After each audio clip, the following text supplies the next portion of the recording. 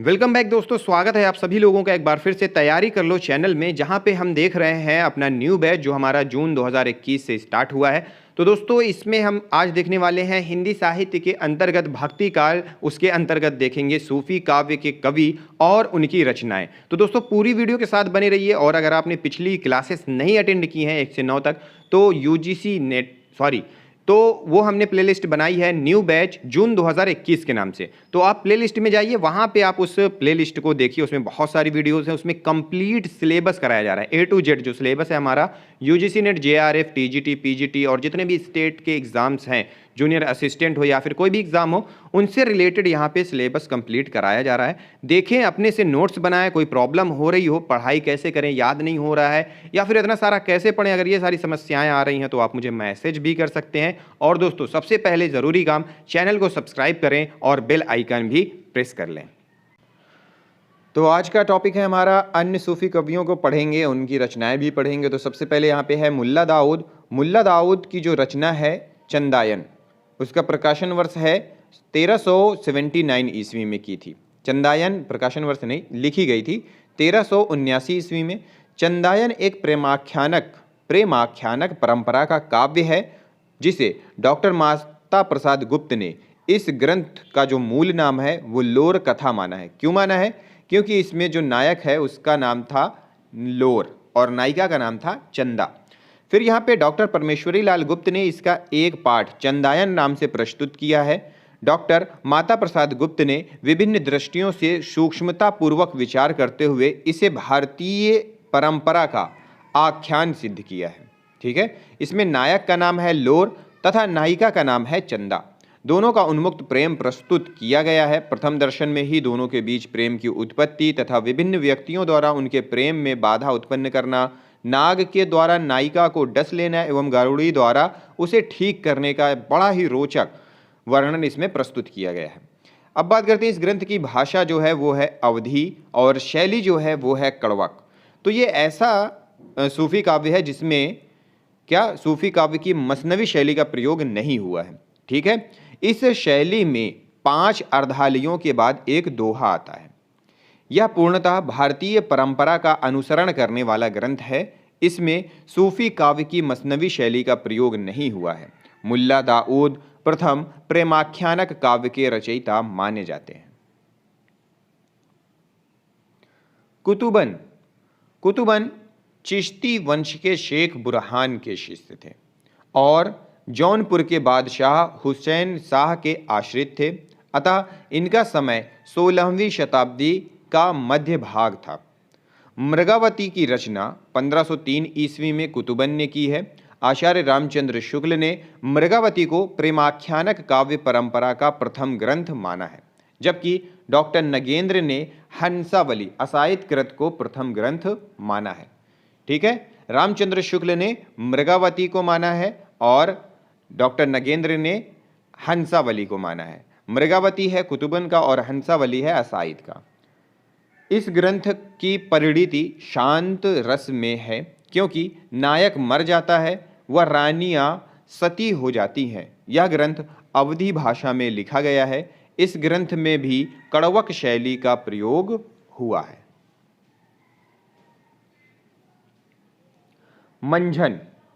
मंझन जायसी के परवर्ती कवि थे। मधुमालती की रचना मंझन ने 1545 ईस्वी में की है। इसमें नायक नायिका के प्रथम दर्शन जन्य प्रेम के साथ साथ पूर्व जन्म के प्रणय संस्कारों की भी महत्ता दिखाई गई है। नायक का नाम मनोहर व नायिका का नाम इसमें मधुमालती है। ठीक है, मधुमालती ही इस रचना का नाम भी है। मनोहर नायिका मधुमालती को एक निष्ठ प्रेम करता है। वह एक ओर तो मधुमालती की प्राप्ति के लिए भांति भांति के कष्ट सहता है तथा दूसरी ओर वह महासुंदरी प्रेमा के प्रेम प्रस्ताव को ठुकरा देता है। सामान्यतः प्रेमाख्यानों में नायक को बहुपत्नीवादी दिखाया जाता है, परंतु यह प्रेमाख्यानक इसका अपवाद है। प्रेमाख्यानों की परंपरा रूढ़ियों में से नायक का योगी होकर घर से निकलना, किसी अन्य राजकुमारी को राक्षस से बचाना, माँ के शाप के कारण नायिका के पक्षी हो जाने आदि का निर्वाह इसमें मिलता है। कवि का मूल उद्देश्य प्रेम के उच्च व उदात्त स्वरूप को प्रकट करना है और इसमें वह सफल भी होता है। काव्य की भाषा है अवधि तथा दोहा चौपाई शैली का प्रयोग इसमें हुआ है। मधुमालती मंझन की रचना है 1545 ईस्वी।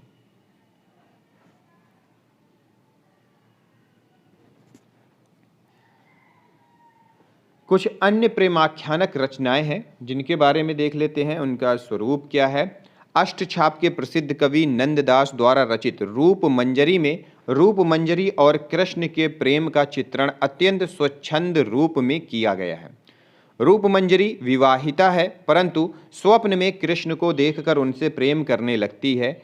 अपने प्रणय स्वप्नों की मूर्ति के लिए वह दाम्पत्य, परिवार एवं समाज की मर्यादाओं को अतिक्रमण में भी कोई संकोच नहीं करती। वस्तुतः कवि का लक्ष्य भी वैवाहिक बंधनों का विरोध करते हुए परकीया मतलब वह नायिका जो अपने पति को छोड़कर गुप्त रूप से अन्य पुरुष से प्रेम करती हो, भाव की स्थापना करना है। ठीक है। फिर है प्रेम विलास प्रेमलता, कथा की रचना जैन श्रावक जटमल कवि ने की है। 1556 ईस्वी में लाहौर में की थी। इसमें नायक व नायिका का प्रेम प्रत्यक्ष दर्शन द्वारा उत्पन्न होता है तथा वे गुप्त विवाह करके घर से भाग जाते हैं। कथा की परिणति शांत रस में होती है। इसमें दोहा चौपाई छंदों का प्रयोग हुआ है। फिर है छिताई वार्ता के रचयिता नारायण दास थे। इनकी नायिका छिताई देवगिरी के राजा राम देव यादव की कन्या थी जो ढोल समुद्रगढ़ के राजकुमार से प्रेम करती थी। नायक नायिका के विवाह के अनंतर अलाउद्दीन खिलजी द्वारा प्रणय मतलब प्रेम में व्यवधान उत्पन्न किया जाता है, परंतु अंत में उनका पुनर्मिलन हो जाता है। इसकी जो भाषा है वो राजस्थानी मिश्रित ब्रज भाषा है। इसमें दोहा चौपाई शैली का प्रयोग किया गया है। फिर है रस रत्न के रचयिता पुहकर अकबर के दरबारी दुर्गादास के प्रपौत्र थे। रस रत्न में राजकुमारी रंभा और सोम के प्रेम का निरूपण किया गया है। रंभा का जन्म चंडी की उपासना से होना, नायक नायिका के प्रेम का उद्भव स्वप्न दर्शन द्वारा होना, अप्सराओं द्वारा सोते हुए राजकुमार को उठा लाना, नायक को योगी के वेश में घर से भाग जाना, शिव मंदिर में नायक नायिका की भेंट आदि कथानक रूढ़ियों का प्रयोग परंपरा के अनुसार किया गया है। फिर है जनकवि 1612 से लेकर के 1664 ईस्वी इनका समय है, ने 78 काव्य ग्रंथों की रचना की है, जिसमें से 29 प्रेमाख्यानक हैं। इनमें से कुछ प्रमुख इस प्रकार हैं: कथा रत्नावली, कथा कनकावती, कथा कमलावती, कथा कलंदर, कथा मोहिनी, कथा रूप मंजरी आदि। इसमें प्रायः कथा काव्य के लक्षणों का निर्वाह किया गया है। इनमें सभी में प्रेम व विरह की प्रमुखता है। पहले कवि हैं जिन्होंने फारसी के लैला मजनू आख्यान को लेकर ग्रंथ लैले मजनू काव्य की रचना की है, जिनके काव्य ग्रंथों की भाषा राजस्थानी मिश्रित ब्रज है। छंद योजना में दोहा चौपाई के अतिरिक्त भक्ति, सवैया आदि का प्रयोग हुआ है। अब दोस्तों मैं इस तरह पढ़ा रहा हूँ तो आपको कहानी लग रही होगी, तो ये कहानी नहीं है, इसमें बहुत सारी चीज़ें हैं। जैसे कि इन्होंने 29 प्रेमाख्यानक काव्य लिखे हैं, ग्रंथ लिखे हैं, काव्य लिखे हैं, और उनमें से कुछ प्रमुख के नाम भी हैं, जान कवि हैं, और इनका समय भी यहाँ पे दिया हुआ, तो ये भी इम्पॉर्टेंट है। और लैले मजनू मतलब प्रमुख जिन्होंने पहले कवि हैं जिन्होंने फारसी के लैला मजनू आख्यान को लेकर लैले मजनू काव्य की रचना की है। ये सारी चीज़ें छोटे छोटे पॉइंट होते हैं जो कि इम्पॉर्टेंट होते हैं, आपको इन पॉइंटों को नोट कर लेना चाहिए। ठीक है। यहाँ पे हम पढ़ने वाले हैं संत काव्य के प्रमुख रचनाकार और उनकी रचनाएं। तो यहाँ पे रचनाकार हैं, यहाँ पे रचनाएं हैं, और यहाँ पे संपादक एवं प्रकाशन वर्ष दिया हुआ है। ठीक है। तो यहाँ पे हम एक एक करके पढ़ने वाले हैं। जैसे कि यहाँ पे सबसे पहले जो रचनाकार दिया हुआ है, जिनका नाम यहाँ पे स्पष्ट रूप से दिखाई दे रहा है, वो है नामदेव। नामदेव 1270 से लेकर के 1350 ईस्वी इनका समय है, रचना काल का समय है। इनकी जो रचनाएं हैं वो अभंग पद है। संपादक एवं प्रकाशन वर्ष की बात करें तो नामदेव के पदों का संपादन डॉक्टर भागीरथ मिश्र ने। संत नामदेव की पदावली 1964 ईस्वी तथा रामचंद्र मिश्र ने संत नामदेव और हिंदी पद साहित्य नाम से किया है। दूसरे हैं कबीरदास 1398 से लेकर के 1518 ईस्वी। बीजक, इसके अंतर्गत 3 आती हैं, साखी, सबद और रमैनी। कबीर के पदों का संपादन धर्मदास ने। बीजक डॉक्टर श्याम सुंदर दास ने। कबीर ग्रंथावली 12वां संस्करण 1988 ईस्वी में डॉक्टर पारसनाथ तिवारी ने। कबीर ग्रंथावली 1961 ईस्वी तथा अयोध्या सिंह उपाध्याय हरिऔध ने कबीर वचनावली 1946 ईस्वी नाम से किया है। फिर है धर्मदास 1418 से 1543 ईस्वी। अमर सुख निधान इनकी रचना है।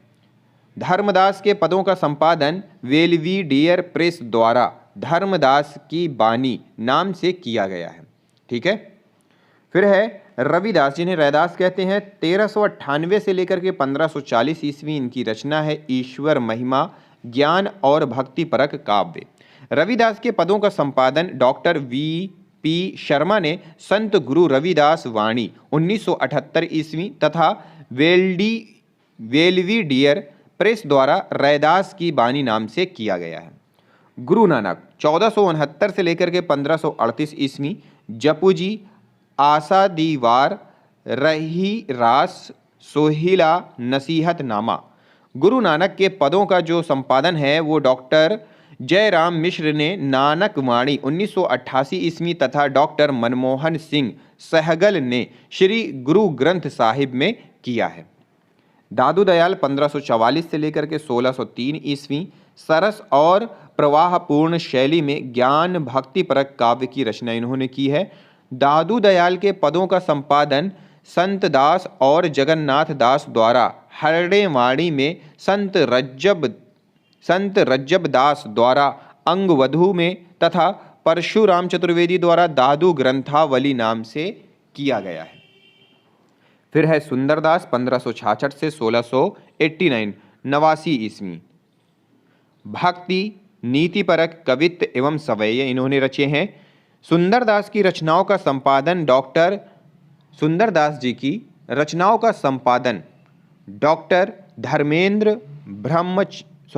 डॉक्टर रमेश चंद्र मिश्र ने। इसको हटा देता हूं तो दिख जाएगा आपको। डॉक्टर रमेश चंद्र मिश्र ने सुंदर ग्रंथावली तथा डॉक्टर किशोरी लाल गुप्त ने सुंदर विलास 1974 ईस्वी नाम से किया है। फिर है गरीबदास 1717 से लेकर के 1778 ईस्वी। सखी, सवैया, रेखता, झूलना, अरिल, रमैनी आदि की रचनाएं की है। गरीबदास के पदों का संपादन वेलवीडियर प्रेस द्वारा गरीबदास की बानी 1930 ईस्वी नाम से किया गया है। चरणदास हैं 1703 से लेकर के 1782 ईस्वी। ब्रज चरित्र, अमरलीक, अखंड धाम, ज्ञान स्वरोदय, भक्ति सागर इनकी रचनाएं हैं। चरणदास के पदों का जो संपादन है वो वेलवीडियर प्रेस द्वारा चरणदास की बानी 1952 ईस्वी नाम से किया गया है। फिर है दरिया साहब 1674 से 1780 ईस्वी। दरिया सागर, ज्ञान दीपक। दरिया साहब के पदों का संपादन डॉक्टर धर्मेंद्र ब्रह्मचारी ने दरिया ग्रंथावली नाम से किया है। पलटू साहब नाम महिमा, गुरु महिमा, ज्ञान भक्ति परक, साखी और पद आदि की रचनाएं इन्होंने की है। पलटू साहब के पदों का संपादन वेलवीडियर प्रेस द्वारा पलटू साहब की बानी 3 भागों में 1964 से लेकर के 65 ईस्वी तक नाम से प्रस्तुत किया गया है। मलूकदास 1574 से लेकर के 1642 ईस्वी। ज्ञानबोध, अवतार लीला इनकी रचनाएं हैं। मलूकदास के पदों का संपादन वेलवीडियर प्रेस द्वारा मलूकदास जी की बानी 1946 ईस्वी नाम से किया गया है। रज्जब दास 1967 से लेकर के 1989।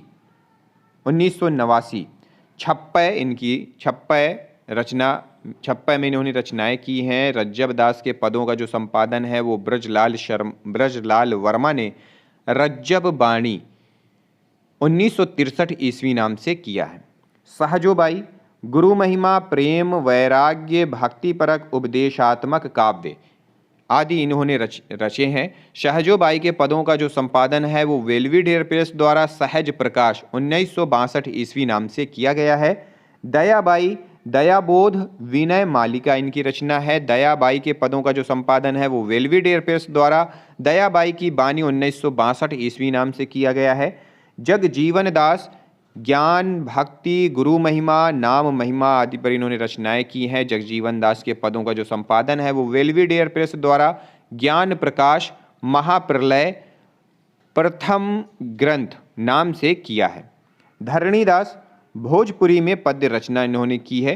धरणीदास के पदों का जो संपादन है वो डॉक्टर उदय नारायण तिवारी ने प्रेम प्रगास नाम से किया है। ठीक है, प्रेम प्रगास नाम से किया है। तो ये थी दोस्तों कुछ संत काव्य के प्रमुख रचनाएं और उनकी रचनाएं और किन्होंने उनका संपादन किया, ये चीज़ें यहाँ पे थी। आगे देखते हैं संत काव्य सूफी काव्य की पात्र संबंधी रचनाएं। ये भी इम्पोर्टेंट है, कई बार पूछ लेता है एग्जाम में, तो थोड़ा सा धुंधला है मैं बोल रहा हूँ तो फोकस करिएगा। रचनाएं दी हुई हैं, रचना दिया हुआ है और विषय वस्तु दी हुई है। सबसे पहली रचना है असाइत हंसावली। असाइत रचनाकार हैं, हंसावली इनकी रचना है। असाइत एक प्रेम कथा है। यह गुजराती मिश्रित पश्चिमी हिंदी में रचित है। गुजराती मिश्रित पश्चिमी हिंदी में रचित है। दूसरी है मुल्ला दाऊद हैं चंदायन। यहाँ पे चंदायन में प्रेम के महत्व का चित्रण किया गया है। इसका नायक लोरिक और नायिका चंदा है। इसे लोर कथा व लोर का इन भी कहा जाता है। ठीक है, तो इस पर भी प्रश्न पूछा गया है कि लोर कथा इनमें से किसे कहा जाता है। फिर है कुतुबन मृगावती 1503 ईस्वी। मृगावती में लौकिक प्रेम कथा के माध्यम से अलौकिक प्रेम का वर्णन किया गया है। इसका नायक है राजकुंवर तथा नायिका है मृगावती। फिर है मंझन। मधुमालती इनकी रचना है। मधुमालती में प्रेम कथा के द्वारा अलौकिक प्रेम का वर्णन किया गया है। इसका नायक मनोहर तथा नायिका मधुमालती है। फिर है मलिक मोहम्मद जायसी पद्मावत। पद्मावत में प्रेम कथा के द्वारा अलौकिक प्रेम का चित्रण किया गया है। इसका नायक है रत्नसेन और नायिका है पद्मावती। यह अवधी भाषा का प्रथम महाकाव्य है। फिर है मलिक मोहम्मद जायसी का आखिरी कलाम। आखिरी कलाम में कयामत का वर्णन किया गया है। इसमें हज़रत मोहम्मद साहब के महत्व का प्रतिपादन भी किया गया है। तो कयामत का वर्णन करके प्रश्न पूछा जाता है किसमें किया गया है, तो आखिरी कलाम में मलिक मोहम्मद जायसी की। फिर है मलिक मोहम्मद जायसी की अखरावट। अखरावट में देवनागरी वर्णमाला के एक एक वर्ण अक्षर को लेकर सैद्धांतिक बातें कही गई हैं। फिर है उस्मान। उस्मान चित्रावली। चित्रावली में प्रेम और विरह के महत्व का प्रतिपादन किया गया है। इसका नायक है सुजान और नायिका है चित्रावली। फिर है काशिम शाह। हंस जवाहिर इनकी रचना है। हंस जवाहिर में प्रेम कथा के माध्यम से आध्यात्मिक संदेश दिया गया है। इसका नायक है हंस और नायिका है जवाहिर। फिर है नूर मोहम्मद। अनुराग बांसुरी इनकी रचना है। अनुराग बांसुरी में प्रेम कथा के माध्यम से इंद्रिय विरोध द्वारा आध्यात्मिक साधना का संदेश दिया गया है। इसके पात्र अंतःकरण, चित्त, बुद्धि, अहंकार, संकल्प, विकल्प आदि हैं। यह श्रेष्ठ प्रेम काव्य और रूपक काव्य है। फिर है नूर मोहम्मद का इंद्रावती। इंद्रावती में कवि ने ईश्वर के प्रति अपनी भक्ति को प्रदर्शित किया है। फिर है शेख नबी।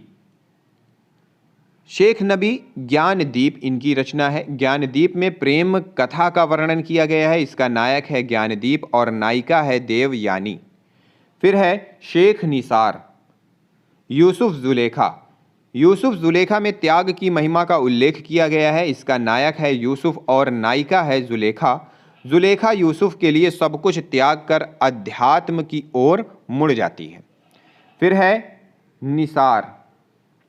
नसीर। फिर है नसीर। प्रेम नसीर इनकी जो रचना है वो है प्रेम दर्पण। ठीक है, प्रेम दर्पण। प्रेम दर्पण एक प्रेम कथा है। इसकी कथा भी यूसुफ जुलेखा के ही समान है। फिर है आलम। आलम मधुआनल कान कंदला इनकी रचना है। मधुआनल काम कंदला यह एक प्रेमाख्यानक काव्य है। यह अवधी भाषा में लिखा गया है। इसकी जो नायिका है वो है काम कंदला। ठीक है, फिर उसके बाद दिया हुआ है यहाँ पे नंददास। ठीक है, नंददास इनकी जो रचना है वो है कौन सी? इनकी रचना है रूप मंजरी। बहुत ही महत्वपूर्ण और फेमस रचना है रूप मंजरी। प्रेमाख्यानक काव्य है। इसमें नायिका है वो विवाहित होकर भी कृष्ण को उपपति के रूप में स्वीकार करती है। फिर है ईश्वरदास। ईश्वरदास जी की रचना है सत्यवती कथा। सत्यवती कथा में मतलब जो सत्यवती कथा है उसमें सतीत्व की महिमा का चित्रण किया गया है। इसका नायक है, इसका जो सत्यवती कथा है इसमें सतीत्व की महिमा का चित्रण किया गया है। इसका नायक है ऋतुपर्ण। ये भी कई बार पूछा गया है, ऋतुपर्ण। ऋतुपर्ण इसका नायक है। ऋतुपर्ण निम्नलिखित में से किसका नायक है? क्योंकि थोड़ा सा कठिन है। और इसकी जो नायिका है वो है सत्यवती। ठीक है, सत्यवती कथा इसका नाम है। फिर है अंत में नारायण दास जिनकी रचना है छिताई वार्ता। और छिताई वार्ता में इतिहास और कल्पना का समन्वय प्रस्तुत किया गया है। तो दोस्तों ये था हमारा आज का, और आगे थोड़ा सा देख लेते हैं जिसमें हमने सूफी काव्य के पात्र संबंधी रचनाएं भी देख ली हैं और विषय भी देख लिया है हमने। अब देख लेते हैं भक्ति काल के जो कवि हैं उनकी महत्वपूर्ण पंक्तियां क्या क्या हैं, क्योंकि परीक्षाओं में अक्सर इनसे प्रश्न भी पूछ लेता है कि कौन कौन सी पंक्तियां किसने कहा है। तो यहाँ पे दिया हुआ है पाती तोड़ी ना पाहन पूजी, देवल देव ना ध्याऊंगा, पात पात परसोत्तम राता, ताकू मैं न सताऊंगा। ये पंक्ति है नामदेव की। फिर है हिंदू तुरक प्रमाण रमैनी सबदी साखी, पक्षपात नहिम वचन सबही के हित की भाखी, आरूढ़ दशा है जगत पर, मुख देखी नाहिन भानी, कबीर मानी राखी नहिम वर्णाश्रम शट दर्शनी। नाभा दासकृत भक्तमाल कबीर के संबंध में उन्होंने ये कहा है, अनंतानंद कबीर सुखा सुरसुरा पद्मावती नरहरि, पीपा भावानंद रैदास धना सेन सुरसुर की धरहरि, औरो शिष्य प्रशिष्य एक ते एक उजागर, विश्व मंगल आधार सर्वानंद दशधा के आगर। ये पंक्ति है नाभा दासकृत भक्तमाल से। रामानंद के शिष्यों के बारे में यहाँ कहा गया है, जीवन जोवन राजपद अविचल रहे न कोय, जूं दिन जाई सत्संग में जीवन का फल सोए। ये कबीरदास जी की पंक्ति है। कोटि जतन प्रबोधिए कांगा हंसना होए। ये पंक्ति है कबीरदास जी की। अब पछताए होत क्या जब चिड़िया चुग गई खेत। कबीर जी की पंक्ति है। फिर है दुर्बल को ना सताइए जाकी मोटे हाय। कबीरदास की पंक्ति है। जाको राखे साइयाँ मार सके ना कोय। कबीरदास जी की। मन के हारे हार है मन के जीते जीत। कबीर की यह पंक्ति।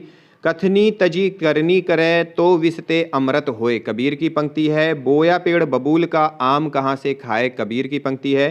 पोथी पढ़ी पढ़ी जग मुआ पंडित हुआ न कोय। कबीर की पंक्ति है। निंदक नियरे राखिए आंगन कूटी छवाए। कबीर की पंक्ति है। बिना पानी साबुन बिना निर्मल करे सुभाए। ये भी उसी की है। फिर है हरि जननी में बालक तोरा। कबीर की पंक्ति है। चलन चलन सब लोग कहते हैं ना जानो बैकुंठ कहाँ है। कबीर की पंक्ति है। संस कीरत है कूप जल भाषा बहता नीर। कबीर की पंक्ति है। भक्ति द्रावड़ी उपजी लाए रामानंद, प्रगट किया कबीर ने 7 द्वीप 9 खंड। कबीर की पंक्ति है। साईं के सब जीव हैं कीरे कुंजर दोए। कबीर की पंक्ति है। शीतल शब्द उच्चारिये अहम जानिए नाहिम, तेरा प्रीतम तुझही में दुश्मन भी तुझ माहिम। ये है कबीर की पंक्ति। ठीक है। तो दोस्तों ये था आज का हमारा, मिलते हैं अगली वीडियो में अगले टॉपिक के साथ। भक्ति काल हमारा कंप्लीट हो गया है, अब बात आती है रीति काल की। तो रीति काल देखेंगे अगली वीडियो में। वीडियो के साथ बने रहें। इस वीडियो को देखने के लिए आप सभी लोगों का बहुत बहुत धन्यवाद।